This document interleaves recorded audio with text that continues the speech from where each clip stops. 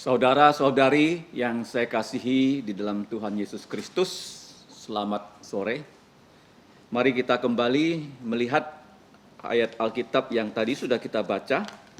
Sekarang kita baca bersama-sama serentak satu kali ayat yang ke-8, Wahyu 15 ayat 8. Kita baca 3, 2, 1.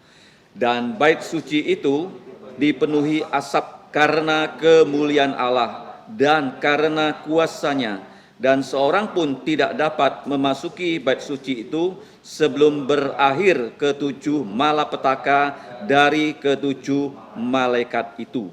Mari kita kembali berdoa. Allah Bapa kami yang telah mengadopsi kami menjadi anak-anak-Mu di dalam Putra-Mu Tuhan Yesus Kristus. Kembali kami bersuka cita dan berterima kasih di sore hari ini. Engkau memberikan kami kehidupan, napas di dunia ini, sehingga kami dapat bertemu, bersekutu dalam kebaktian matahari terbenam. Tibalah saatnya ya Bapa, kami mau mendengarkan firman-Mu, mendengarkan perintah-Mu. Kiranya Engkau mengurapi kami dengan kuasa Roh-Mu yang kudus, agar kami bukan hanya mengerti, tetapi kami juga mau melakukan perintah-perintah-Mu, kami juga mau mewartakan kehendak-Mu, rencana-Mu, yaitu berita gembira tentang Tuhan Yesus kepada segala makhluk. Ya Bapa, tolonglah saat kami mendengarkan firman-Mu, agar kami dapat seperti Maria yang sudah duduk diam di bawah kaki Yesus, kami juga dapat lakukan pada saat ini. Ya Bapa, dengarkan doa kami, dengan darah Yesus hapus pelanggaran kami. Di dalam nama Tuhan Yesus, kami berdoa dan berterima kasih. Amin.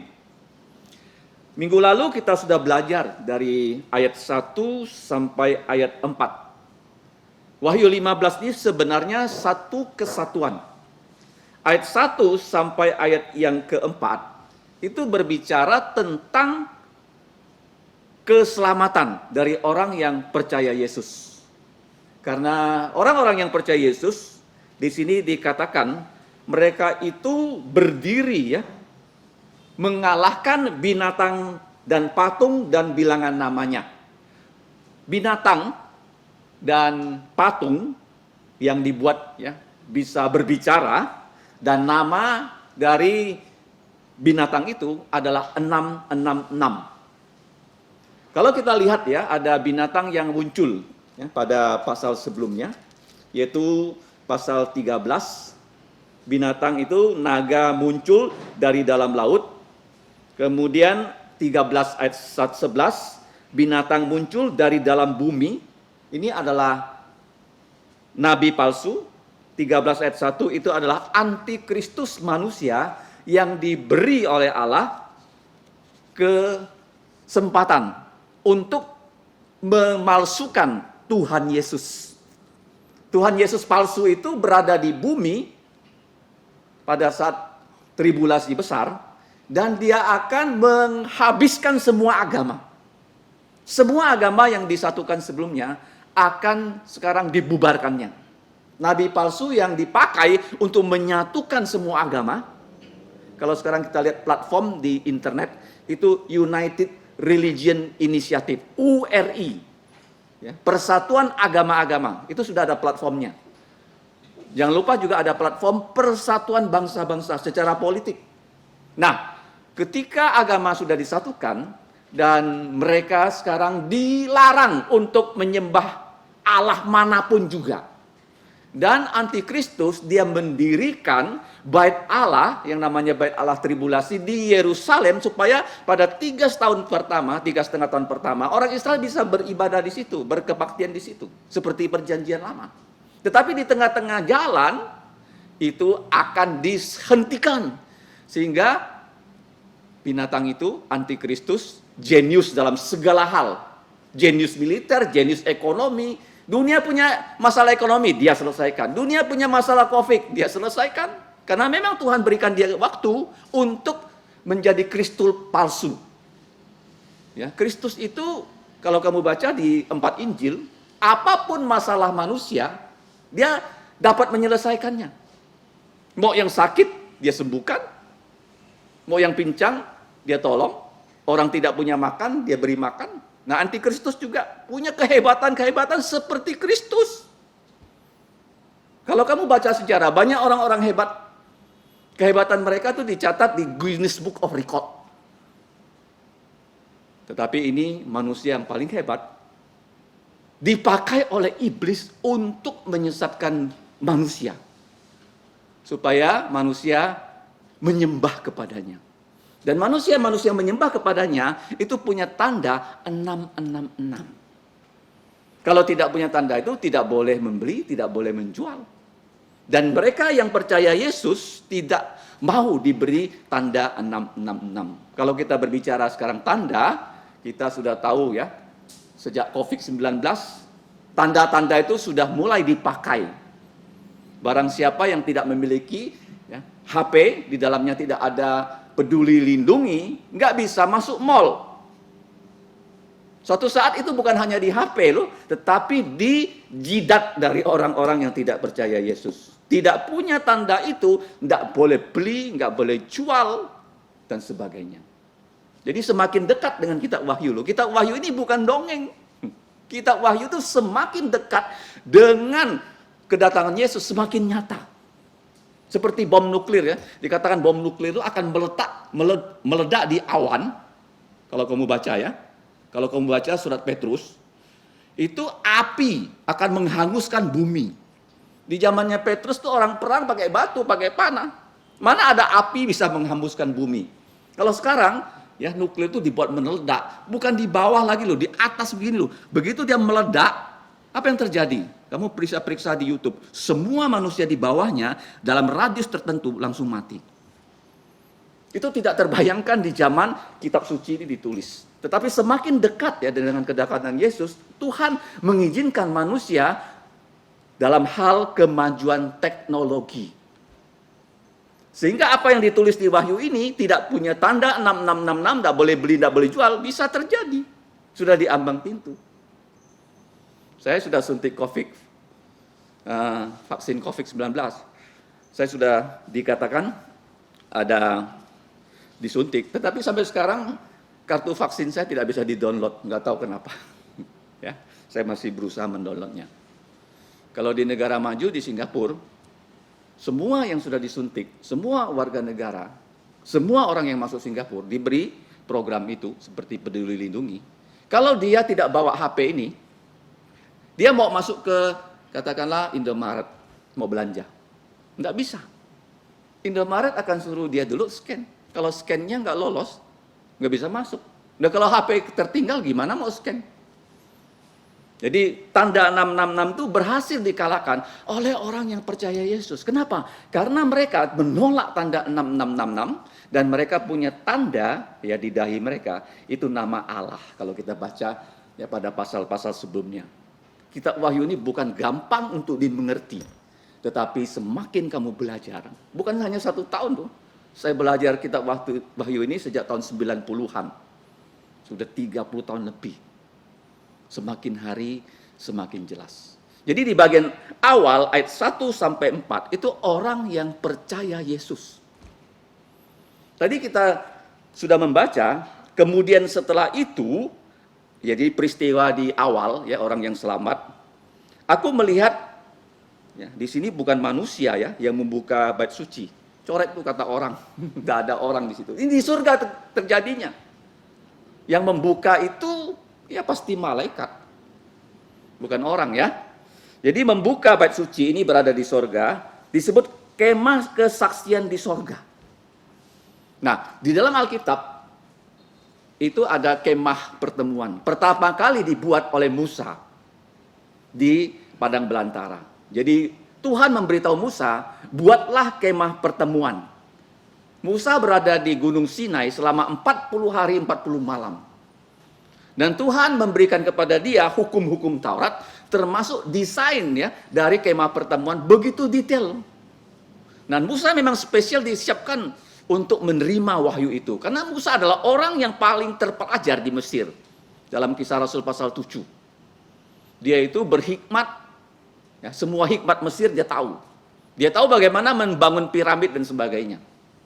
Dan dia itu berkuasa dalam perkataan dan perbuatan. Ya, Tuhan bawa dia di Gunung Sinai, Tuhan berikan dia wahyu, sehingga waktu dia turun gunung nanti ya di padang belantara, dia bersama orang Israel mengumpulkan persembahan, membangun kemah tabernakel. Kemah tabernakel. Kemah itu disebut kemah pertemuan. Kenapa pertemuan? Karena Allah mau bertemu dengan Musa, dia bertemunya di kemah itu. Karena ini bisa dipindah-pindah. Di atasnya ada tiang awan kalau siang hari, ya supaya tidak kepanasan, ada awannya. Kemudian pada malam hari, tiang awan ini menjadi tiang api. Dan kalau Allah mau meminta mereka pindah, nah, tiang ini bergerak. Yang mana pernah terjadi di muka bumi seperti itu? Itu artinya Allah hadir. Nah di muka bumi sekarang ini, Allah itu hadir dalam hidup kita loh.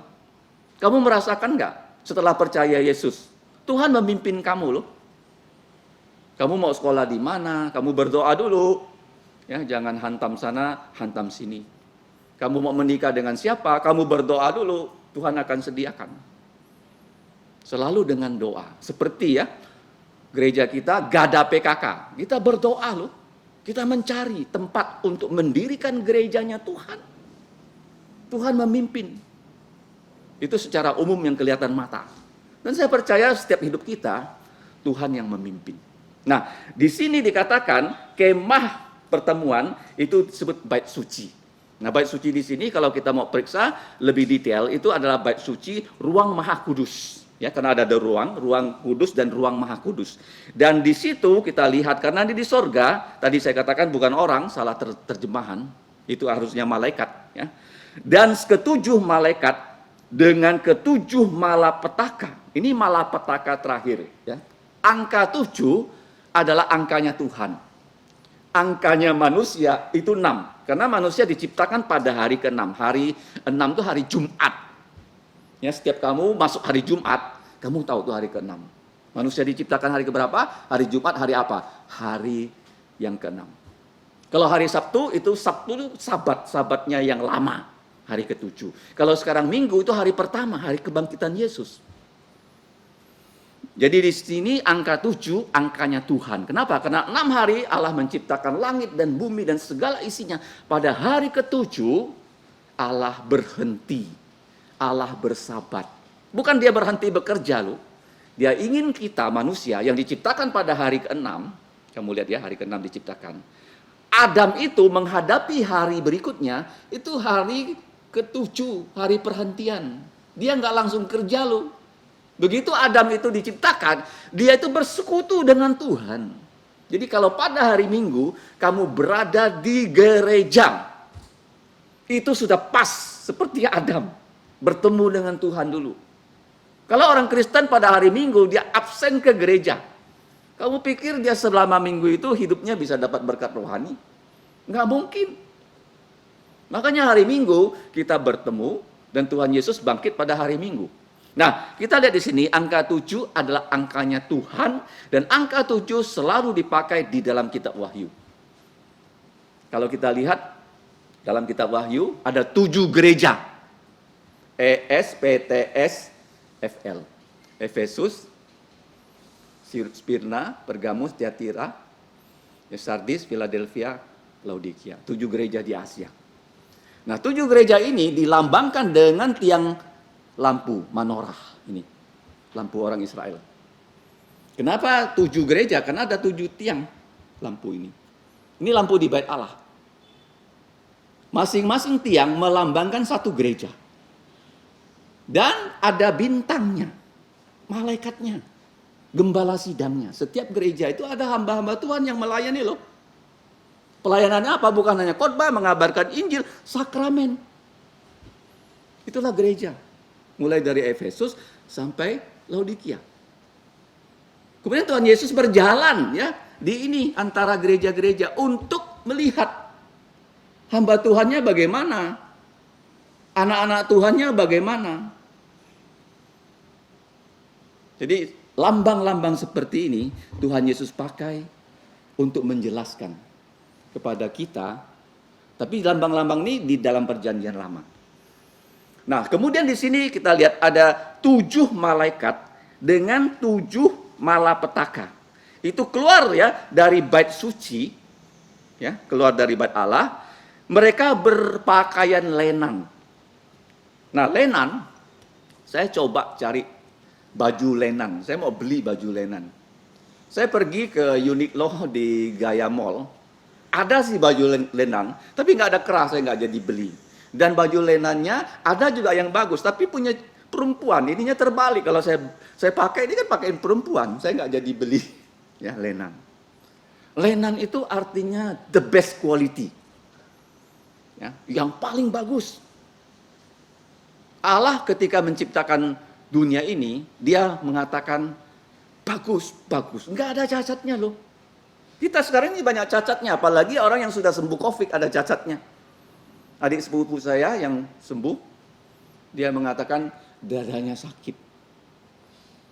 Ya, saya waktu sembuh dari COVID-19, itu waktu menyicipi kuah gulai, itu rasanya beda. Selain hilang penciumannya, nggak sempurna lagi, nggak seperti yang dulu. Virus ini begitu ganas ya, menyisakan jejak-jejak yang lama.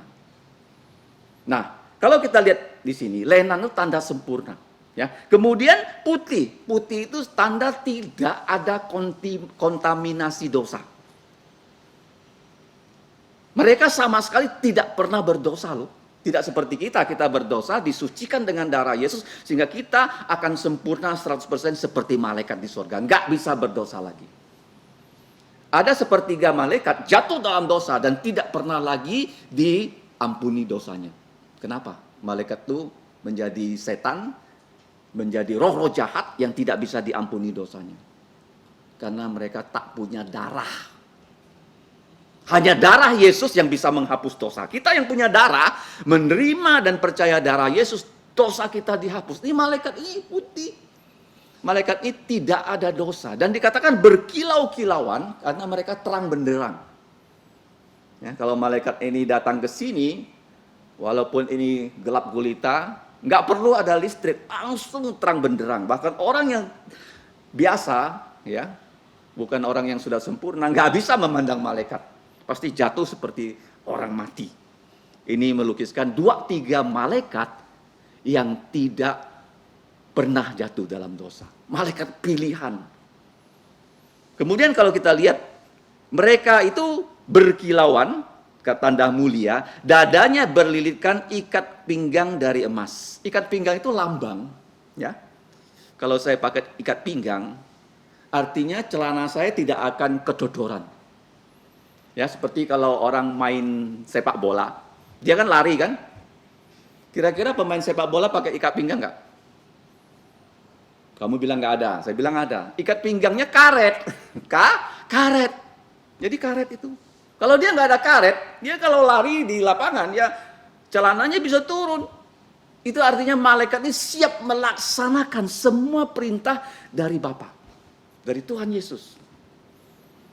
Ya, berikat pinggang emas. Dan satu dari keempat makhluk, nah ini berbicara di sorga, kalau kamu baca dalam pasal 4, ada 24 tua-tua, ada 4 makhluk. Ini juga malaikat. 7 malaikat yang sudah diset, dan sekarang ada 4 malaikat yang disebut malaikat kerubim. Itu dapat kamu baca di dalam kitab Yehezkiel pasal 1. Khususnya ayat 10. Coba kita buka ya. Ayat ini belum pernah kita buka di kebaktian matahari terbenam. Kita buka Yehezkiel 1. Ayat 10. Kerubim itu muka mereka kelihatan begini. Keempatnya mempunyai muka manusia di depan. Ini lambang dari Injil Lukas, ya. Yesus adalah putra manusia dan muka sebelah kanan adalah singa. Ini Injil Matius. Yesus adalah raja dari suku Yehuda dan sebelah kiri adalah lembu, banteng sapi. Dan muka bagian belakang adalah burung elang, burung raja wali. Rajanya burung. Ini kalau kita baca juga seperti sama dengan ya, Wahyu 4. Coba lihat ya, ayat ke-7. Sudah diwahyukan kenapa ada 4 Injil ya, Matius, Markus, Lukas, Yohanes. Adapun makhluk yang pertama sama ya, tidak seperti sama dengan singa. Dan makhluk kedua sama dengan anak lembu, ataupun sapi, ataupun banteng. Dan makhluk yang ketiga mempunyai muka depan, seperti muka manusia, Injil Lukas. Yang pertama Matius, Markus, Lukas. Dan makhluk keempat seperti burung nazar yang sedang terbang, burung Raja Wali, burung elang. 4 Injil, Matius, Markus, Lukas, Yohanes. Matius, Yesus adalah raja. Markus, Yesus adalah budak, ya, karena di dalam Injil Markus itu dikatakan segera, lebih dari 40 kali. Hamba pelayan harus segera melakukan perintah dari majikannya. Yang ketiga, Lukas, Yesus adalah putra manusia. Putra Allah menjadi putra manusia sehingga dia bisa mati disalib untuk dosa-dosa kita. Putra Allah nggak bisa mati loh. Kalau Yesus tidak menjelma menjadi manusia, kemanusiaannya nggak ada, dia mana bisa mati. Kenapa dia harus mati? Karena mewakili kamu dan saya. Kalau dia tidak mati, kita yang mati loh. Nah, ini ada hubungannya nanti dengan pelajaran kita. Dan dikatakan di sini 4 makhluk, ya, kita kembali Wahyu 15. Itu Injil, ya. Satu dari malaikat itu kita nggak tahu wajahnya yang seperti apa, yang memberikan kepada ke-7 malaikat lainnya itu cawan dari emas. Apa itu cawan? Cawan di sini adalah bukan cawan yang kita pakai untuk minum kopi, tetapi seperti mangkok, ya, mangkok. Kenapa dia bukan piring? Asal pertama kan piring. Kalau piring kan datar begini kan. Nah, supaya ada supnya di dalam, itu dibuat lebih tinggi menjadi cawan ataupun mangkok, ya, mangkok. Isinya itu bukan hanya kuah yang jernih, tetapi ada ampas-ampasnya sebagai lambang dari murka Allah. Ya, kalau orang Yahudi, ya, mereka minum seperti jus anggur, ya. Seperti kita minum kopi lah. Mana mungkin kita minum kopi bersama ampasnya? Di sini banyak penggemar kopi, ya. Pernah nggak minum kopi sama ampasnya? Itu orang gila. Kopi pasti ampasnya itu diendapkan dulu, kopinya diminum. Ampas ini, kalau kamu minum kopi, begitu kamu melihat ampas, lambang dari murka Allah. Itu mau dibuang, seperti di janji jiwa, di kopi manapun, itu ampas itu selalu dibuang. Itu nanti akan diminumkan kepada penduduk di bumi yang tidak mau percaya Yesus. Dunia ini hanya ada 2 golongan manusia loh. Percaya Yesus, tidak percaya Yesus. Makanya waktu kita hidup, keluarga kita yang belum percaya Yesus, kita doakan terus supaya mereka satu saat nanti percaya Yesus. Sampai bagaimana? Kita mati dan dia mati. Kalau dia, ya, kita mati, kita nggak bisa lagi kasih tahu orang tentang Yesus. Kalau orang itu sudah putus napasnya, mana mungkin kita kasih tahu dia Yesus, doakan dia supaya diterima di surga. Sudah habis perkaranya. Begitu dia putus napasnya, apa yang dia putuskan di bumi ini, mau percaya Yesus, tidak mau percaya Yesus, sudah selesai. Nggak bisa lagi didoa-doain untuk diterima di surga. Ya, di dunia ini kan agama begitu kan, doakan yang sudah mati supaya diterima di sisi Tuhan. Nggak bisa. Nggak bisa. Selama dia masih hidup, dia harus mendengarkan Injil Yesus. Kalau dia percaya, dia selamat. Kalau dia tidak percaya, yang percaya ayat 1 sampai 4, mereka itu percaya mengalahkan iblis. Ya, kalau kita lihat apa yang membuat kita mengalahkan iblis, kita sudah belajar darahnya Yesus. Kalau kamu sudah dibasuh dengan darah Yesus, kamu punya firman Tuhan, kamu punya Roh Kudus, kamu punya kawan, sama-sama kita bisa mengalahkan iblis. Dia akan lari dari kita. Lawan dia dengan firman Tuhan. Nah, di bagian awal sudah dikatakan minggu yang lalu, ada nyanyian 2 buah. Nyanyian Musa, apa itu nyanyian Musa? Nyanyian kemenangan. Bersorak-sorak karena musuh sudah binasa. B pertama, musuh sudah binasa. Firaun sudah tenggelam di Laut Merah. Firaun, ya. Firaun itu tidak rela orang Israel keluar dari Mesir. Setelah itu dia menyesal, mengizinkan orang Israel keluar dari Mesir. Dia bawa Kopassusnya, mengejar orang Israel sampai di tepi Laut Merah. Wah, orang Israel itu bilang, kita ini binasa loh. Firaun itu dengan pasukannya di belakang. Kemudian Tuhan bilang sama Musa, dengan tongkatmu, tongkat Allah, belah Laut Merah. Dan terbelah lebar sekali orang Israel berjalan, ya, menyeberangi Laut Merah, kering. Dan Firaun di belakang nggak bisa bergerak-gerak maju, ya dihalang-halangi oleh Allah. Begitu orang Israel sampai di seberang, Tuhan bilang sama Musa, kembalikan Laut Merah itu. Di dalamnya ada Firaun, pasukan khususnya di situ. Raja loh, yang paling top di dunia ini loh. Nggak ada orang sekarang yang lebih berkuasa daripada Firaun. Presiden Cina enggak, Presiden Amerika enggak. Dia menguasai dunia. Tuhan tutup Laut Merah, binasa dia di situ. Dan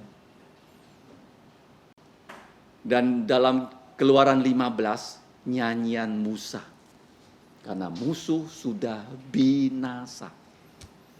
Ya, kenapa orang Kristen bernyanyi?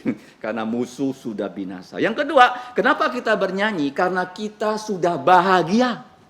Musuhnya yang mau ya melemparkan kita ke dalam kematian sudah dibinasakan Tuhan. Musuh binasa, ya di bagian 1, bagian 2, umat Tuhan bahagia sudah. Yang ketiga, nah ini loh, buka mulut. Buka mulut. Kenapa buka mulut? Buka mulut nyanyi. Nyanyi, memuji Tuhan. 3B ya. Musuh binasa, kita bahagia. Kalau kita bahagia, kita memuji Tuhan. Bagaimana memuji Tuhan di sini? Sebut ya nama Tuhan dengan tepat seperti tadi. Nama Tuhan Yesus itu putra raja. Berikanlah hukummu kepada raja dan keadilan. Keadilan itu supaya putra raja bisa menjalankan hukum. Ya, apa itu adil? Adil itu bisa menjalankan hukum. Ya, Tuhan Yesus menjalankan hukum 100%. Makanya gelar Yesus adalah Sang Adil. Nah, memuji Tuhan, sebut namanya. Yang kedua, tiru sifat-sifatnya. Ada 3 sifat Tuhan yang tidak bisa kita tiru. Maha tahu, maha hadir, maha kuasa, nggak bisa ditiru. Kalau Allah kasih, kita bisa Allah menjadi orang yang mengasihi. Allah panjang sabar, kita bisa menjadi orang yang panjang sabar, dan seterusnya. Hanya 3 sifat ini yang tidak bisa ditiru oleh anak-anak Allah, yaitu kita. Selain semuanya bisa. Yang ketiga, nah ini loh, apa? Masyurkan, beritakanlah. Siapa? Tentang karyanya Allah. Ini dalam Alkitab ini semua isinya karya Allah. Dan karya Allah menyelamatkan hidup kita. Setelah kamu percaya Yesus, hidup kamu tuh perlahan-lahan, sungguh-sungguh secara rohani ini begini menanjak. Ya, makin hari makin baik. Kamu bisa jadi saksi. Untuk menarik orang bisa percaya Yesus. Gak mungkin orang yang sungguh-sungguh percaya Yesus, hidupnya malah begini. Gak ada, pasti begini. Dan kita menjadi saksi, bukan hanya kata-kata kita menyatakan firman Tuhan, hidup kita juga sepadan dengan firman Tuhan. Jadi nyanyian Musa, musuh sudah binasa, umat sudah bahagia. Apa yang membuat kita bahagia? Kalau kita semakin hari rohaninya semakin baik, dan kita bisa membawa orang percaya Yesus. Makanya ada kebaktian matahari terbenam di sini. Untuk apa? Supaya orang di Sungai Dalam lebih banyak yang percaya Yesus. Kita mengajak keluarga, menjaga kawan. Kemudian kita lihat yang berikutnya, nyanyian anak domba. Kapan itu Tuhan Yesus bernyanyi ya anak domba itu? Tadi pagi baru kita baca ayat ini dalam terjemahan Kudus. Coba kita buka. Injil Matius 26. Ayat 26, terjemahan Kudus. Tetapi sekarang kita baca ayat 30. Sesudah menyanyikan nyanyian pujian, pergilah Yesus dan murid-muridnya ke Bukit Zaitun. Ini Mazmur satu diantaranya adalah Mazmur 118. Termasuk Mazmur 116. Coba kita buka ya Mazmur 116 ya. Apa itu Mazmur 116, Mazmur 118? Di dalam Mazmur 116 itu ada hubungannya dengan apa yang tadi kita baca. Ayat terakhir. Ayat 13 ya. Bukan terakhir 13. Sama-sama baca 1-3. Aku akan mengangkat cawan piala keselamatan dan menyerukan nama Tuhan, akan membayar nasarku kepada Tuhan di depan seluruh umatnya. Jadi ini piala, cawan yang dikatakan tadi sebagai cawan murka, karena orang menolak meminum bagian yang di atas. yang merupakan keselamatan. Tidak mau diminum, tidak mau percaya Yesus, tidak mau terima darah Yesus. Hingga di bagian bawahnya itu ampasnya adalah murka. Nah, cawan ini kalau kita lihat merupakan perabot di bait Allah. Waktu Salomo membangun bait Allah dalam 1 Raja-Raja pasal 6, satu dari perabot bait Allah adalah cawan. Jadi malaikat yang melambangkan Injil memberikan cawan ini kepada malaikat yang ada jumlahnya 7 untuk ditumpahkan murka itu ke bumi. Ya, ke bumi. Ya, bumi ini bulat ya. Ada perdebatan bumi ini bulat ataupun apakah datar. Bumi ini bulat ya, ditumpahkan ke bumi. Kenapa ditumpahkan ke bumi? Karena orang di bumi tidak mau percaya Yesus. Dan penumpahan murka itu di dalam Wahyu pasal 16. Bisa kita pelajari minggu depan. Ya, karena tadi saya katakan seri 7, ada 7 gereja, dilambangkan dengan 7 cabang lampu, ada 7 bintang yang melambangkan gembala sidang dari gereja dan Tuhan Yesus. Kemudian ada berikutnya 7 materai, 7 trompet, 7 cawan murka Allah, dan 7 malaikat. Kenapa ya? Yang ditugaskan memberikan cawan murka itu adalah malaikat yang melambangkan Injil. Karena Injil, bertobatlah kalian semua, karena kerajaan sorga sudah dekat. Kalau mau percaya Yesus, diselamatkan, piala itu diminum, bukan ampasnya, tetapi bagian yang ya, kopi di atasnya, jus anggur yang di atasnya, tidak ada ampas, keselamatan dalam Tuhan. Tapi kalau tidak mau diminum itu, manusia akan menerima murka Allah. Kita buka Injil Yohanes pasal 3, 16,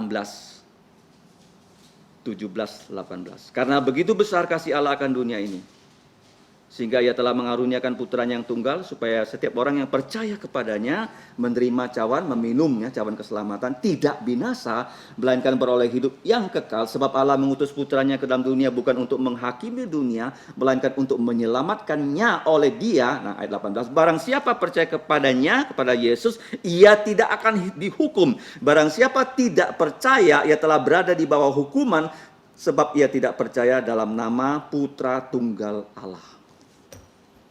Jadi cawan itu, cawan keselamatan kalau kita percaya Yesus. Tetapi kalau tidak percaya Yesus, saya sudah sering katakan, Injil itu ajak orang berdamai dengan Allah melalui darah Yesus. Tetapi kalau tidak mau, ancam.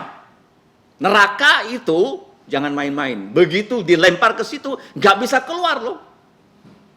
Sekarang yang paling mengerikan manusia kan isolasi. Isolasi ya. Kalau ini diisolasi selama-lamanya. Nggak boleh ketemu manusia lagi. Kenapa? Kalau ada manusia di sampingnya, mereka bisa berkelahi loh. Tinju dulu. Berkelahi kan dosa. Nggak bisa lagi. Berjudi. Selingkuh. Nggak bisa. Satu manusia dihukum di situ. Antara manusia-manusia yang dihukum nggak ketemu. Tuhan akan menghentikan dosa. Nggak bisa lagi mereka berbuat dosa di situ. Dan kita yang dibawa ya ke Yerusalem baru, diberi tubuh mulia, nggak bisa berdosa lagi. Karena Tuhan paling benci dosa. Dia akan stop nih namanya dosa lo. Dengan 2 alternatif. 1, terima Yesus, kamu diberi tubuh mulia, nggak bisa berdosa lagi. Dilempar ke dalam danau api, nggak bisa berbuat dosa lagi di situ. Kalau sekarang kita belajar dari koran, orang di penjara pun bisa jual narkoba kan.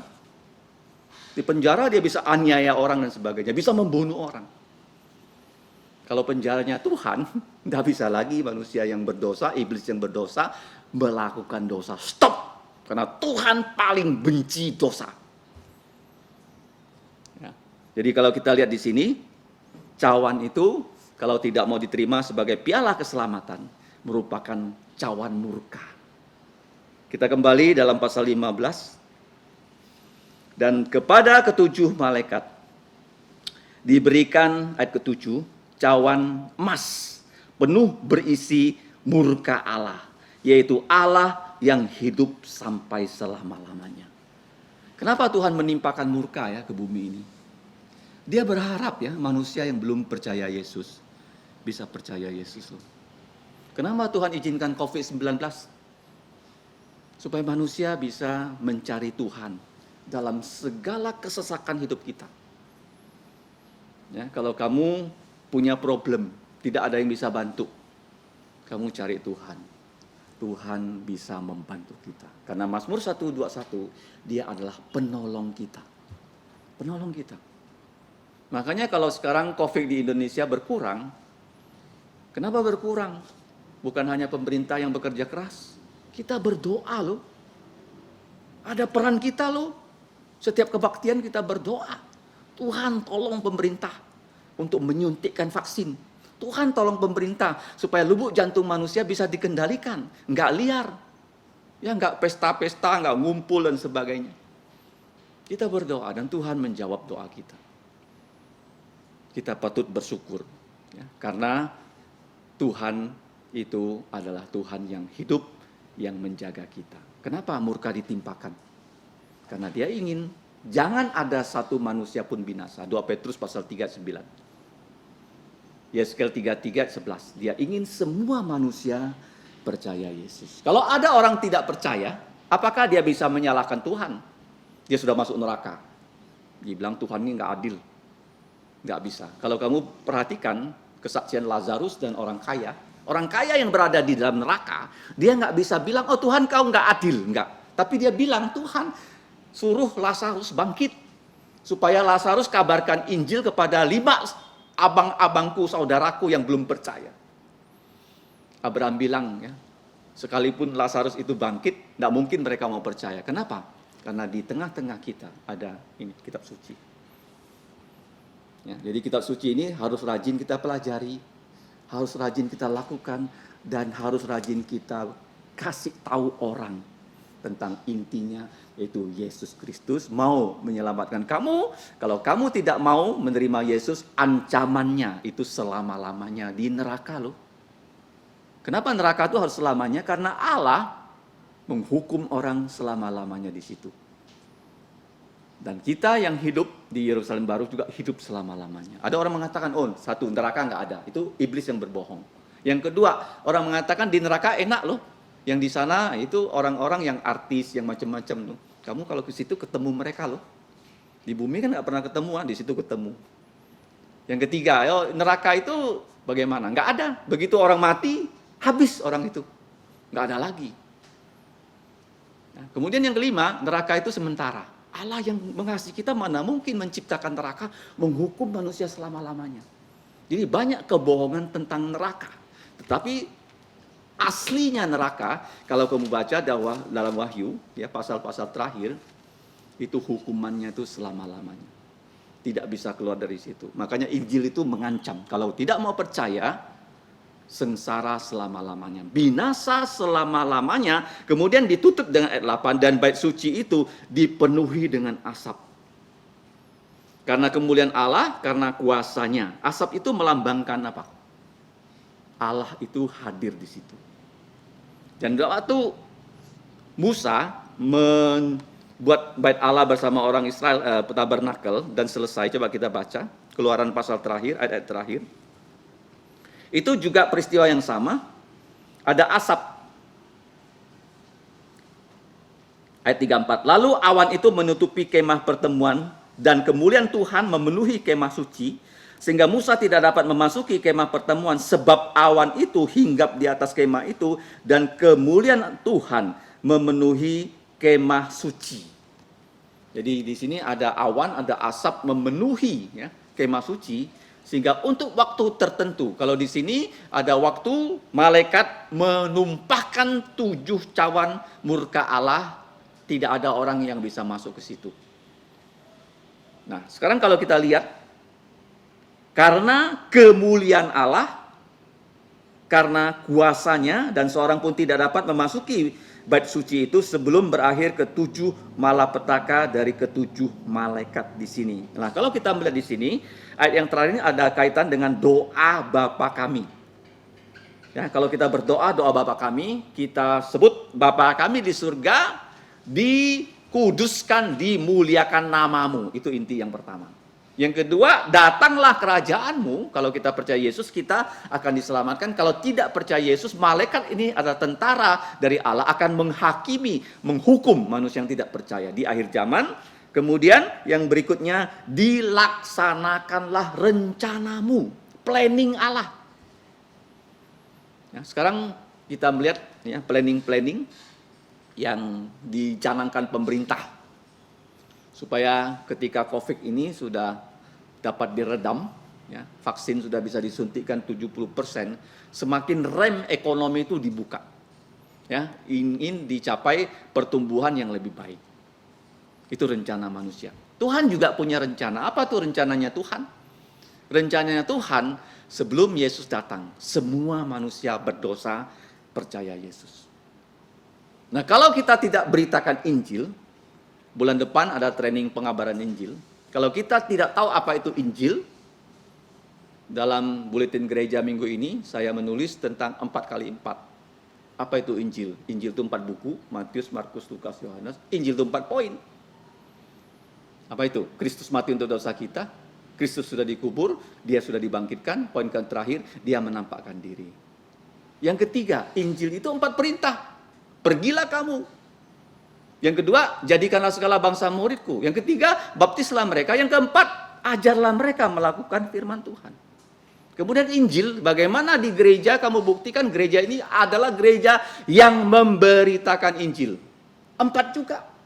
Dalam 2 Timotius pasal 2 ayat 2. Paulus memberitakan Injil, dia punya murid, Timotius memberitakan Injil, murid Timotius juga ada pemberita Injil, dan murid dari murid Timotius juga pemberita Injil. Kalau di gereja kita ada generasi 1, generasi 2, 3, dan 4, semuanya memberitakan Injil, maka gereja kita gereja yang mempunyai Injil Yesus. Kalau enggak, Tuhan Yesus bilang, aku cabut kamu loh, patahkan kamu. Kau tak layak di hadapanku. Gereja Efesus kehilangan kasih. Apa itu? Gereja yang sudah tidak memberitakan Injil. Apa itu kasih? Kasih itu bukan hanya kasih orang makan loh. Kasih bukan kasih orang rumah, kasih orang minum, enggak. Kasih itu karena begitu besar kasih Allah akan dunia ini. Sehingga diberikan Yesus. Hari Selasa nanti kita akan pergi lagi mengabarkan Injil. Karena nggak ada perintah, ya stop pengabaran Injil. Karena COVID-19. Nggak ada itu di Alkitab. Seandainya kita kena COVID dan mati karena menginjili, nggak apa-apa. Esther bilang, kalau aku mati, matilah. Esther ya, menghadap raja. Kalau raja tidak mengulurkan tongkatnya, dia mati loh. If I have to die, I die. Jangan kita menggunakan ya pikiran manusia di dalam rencana Allah. Rencana Allah ada rencana Allah. Jadi tidak ada yang bisa berbuat apa-apa sampai 7 malapetaka ini diturunkan. Jadi kita sudah belajar Wahyu 15 tentang preview dari 7 cawan murka Allah. Dan setelah itu ya kita tahu tadi ada nyanyian kemenangan Musa. Karena nanti ya kalau kita ditanya apa tuh nyanyian kemenangan Musa, itu pada pasal 19, nyanyian atas jatuhnya Babel. Musuh sudah binasa, umat Tuhan sudah bahagia, buka mulut memuji Tuhan. Itulah nyanyian orang Kristen ya. Nah, kemudian kita lihat ayat 1 sampai 4 itu orang yang sudah diselamatkan oleh Tuhan Yesus. Kemudian ayat 5 sampai ayat 8, orang yang menolak Yesus akan diberi cawan yang isinya ampas murka Allah. Kalau kita baca itu yang terakhir pada pasal 16 yang akan kita pelajari minggu depan. Dan kenapa Tuhan menumpahkan murka? Dia ingin kita semua sekarang percaya Yesus. Kita bersyukur, kita belajar di bait suci. Itu bukan hanya tentang Allah menyertai manusia, tentang Injil, tetapi juga Injil adalah ada ajakan untuk berdamai dengan Allah melalui Tuhan Yesus, ada ancaman ya, di mana malaikat Tuhan beri tugas yang khusus untuk menghukum manusia yang tidak mau percaya Yesus. Ya, tugas itu sudah diberikan oleh Allah pada Tuhan Yesus dan Tuhan Yesus kasih kepada para malaikat ini. Semoga kita semua yang ada di sini, adalah orang yang sungguh-sungguh percaya Yesus. Kalau belum, hari ini juga percaya Yesus. Dan jangan lupa, jangan sampai ada keluarga kita yang tidak percaya Yesus. Kasihilah mereka dengan hidup sesuai dengan firman, dan beritakanlah Injil kepada mereka supaya mereka percaya Yesus. Dan yang paling penting, kita terus berdoa untuk mereka yang belum percaya. Ya, karena mengabarkan Injil itu seperti orang menanam duku ya.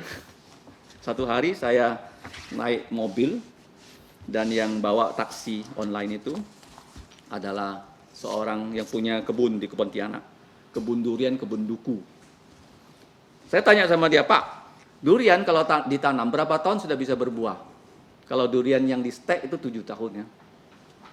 Kalau durian ditanam dari bijinya, 15 tahun baru berbuah. Tapi dia bilang sama saya, yang lebih lama itu duku, langsat. Dia bilang, kakek saya menanam, bapak saya baru bisa memetik. 23 tahun baru langsat itu berbuah. Kita membawa orang percaya Yesus pun tidak bisa ya. Begitu datang, kabarkan Injil, dia percaya.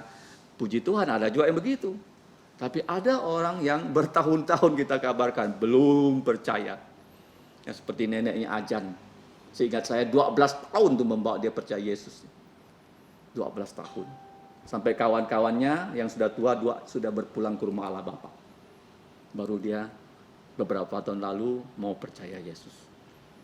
Jadi ya, kita harus sabar ya mengabarkan Injil. Jangan putus asa, jangan stop. Kalau kita rajin menanam, 20 tahun lagi orang itu bisa percaya. Seperti buah langsat. Ya, buah langsat itu lambang kesabaran dari seorang petani. Mari kita berdoa. Bapa kami di surga, kami kembali mengucap terima kasih bahwa Engkau dengan panjang sabar telah mengasihi dunia ini. Walaupun dari zamannya Adam sampai zaman sekarang, banyak orang tidak mau percaya kepada Engkau melalui Tuhan Yesus. Tetapi Engkau tetap berpanjang sabar. Engkau ingin manusia mendengarkan tentang Tuhan Yesus. Dan kami mau, ya Bapa, sebelum cawan murka-Mu itu ditumpahkan, kami bisa mengabarkan Injil, berita keselamatan tentang Tuhan Yesus kepada manusia yang binasa.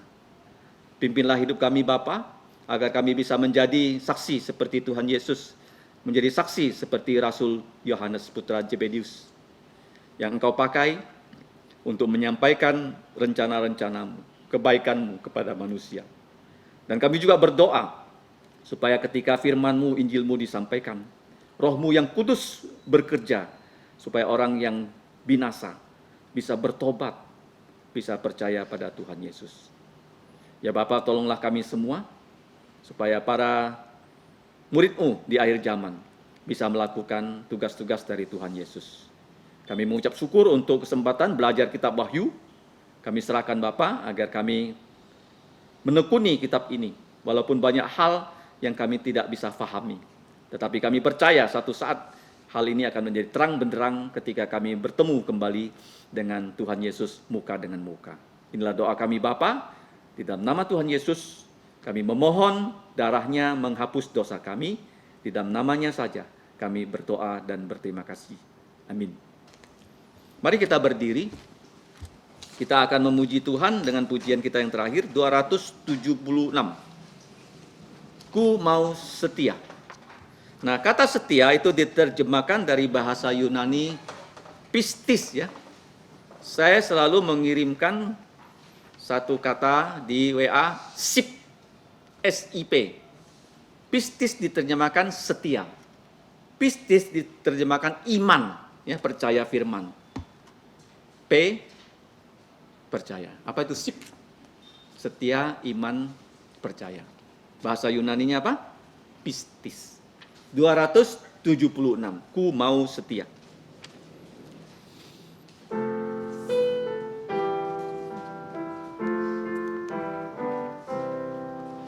Ku mau setia karena ku dipercaya.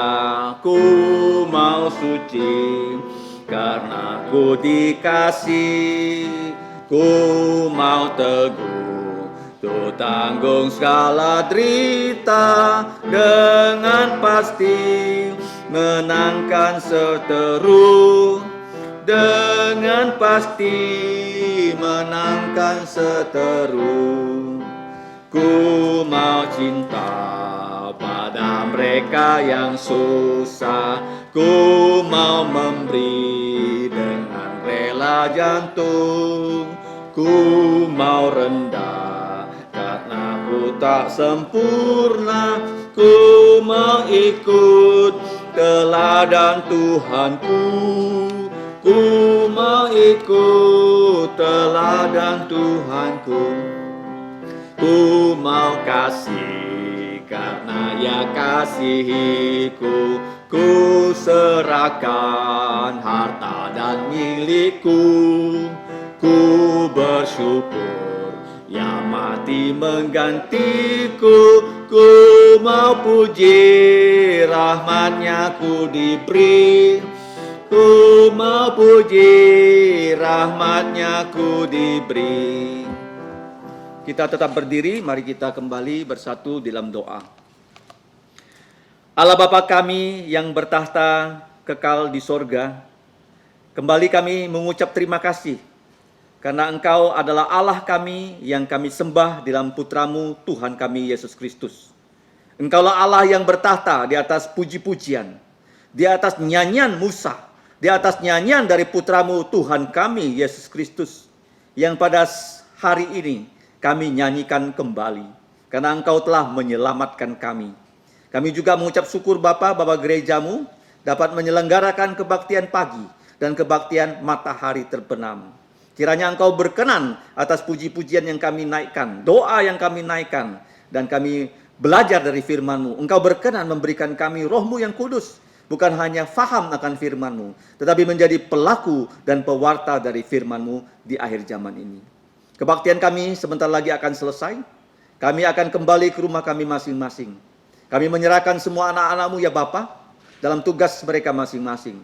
Baik yang masih kecil di rumah, yang sudah sekolah, baik di sekolah maupun di rumah secara PJJ, mereka yang bekerja, keluar masuk, kiranya Engkau menjaga kami semua. Bukan hanya rohani kami Engkau jaga, tapi jasmani ini kami juga Engkau jaga. Dan yang paling penting, kemanapun kami pergi, kami punya tugas, yaitu mengabarkan tentang Tuhan Yesus kepada semua manusia, kepada segala makhluk, seperti yang Tuhan Yesus ingin kami lakukan. Ya Bapa, berikanlah kami kekuatan untuk melakukannya. Dan kami percaya Bapa, semua yang kami perlukan, Engkau sudah sediakan. Karena Engkau adalah Yehovah Yireh. Kami berdoa untuk gereja-Mu, baik yang ada di Pontianak, di Pontianak bagian utara, yaitu Siantan, dan juga di Kubu Raya. Kiranya gereja-gereja-Mu ini dapat bertumbuh kembang, bukan hanya orang yang percaya Yesus bertambah, tapi gereja-gereja-Mu juga bertambah. Ya Bapa, tolonglah kami semua, pimpinlah kami semua, agar dalam hidup kami ini, kami dapat selalu menjadi saksinya Tuhan Yesus. Karena Tuhan Yesus segera datang kedua kali, untuk menunjukkan Engkaulah Bapa, yang memberikan kepada Tuhan Yesus dan kami, kerajaan-Mu, kuasa-Mu, kemuliaan-Mu, dari sekarang sampai selama-lamanya. Di dalam nama Tuhan Yesus, kami mengucap terima kasih dan berdoa. Amin. Amin. Amin. Amin. Amin. Silakan duduk, doa teduh.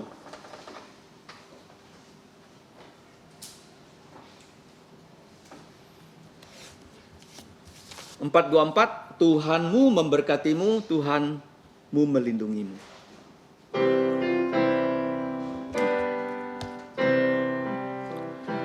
Tuhan memberkatimu, Tuhan melindungi, menyinarimu, memberi kasih karunia. Tuhan menyinarimu dengan wajah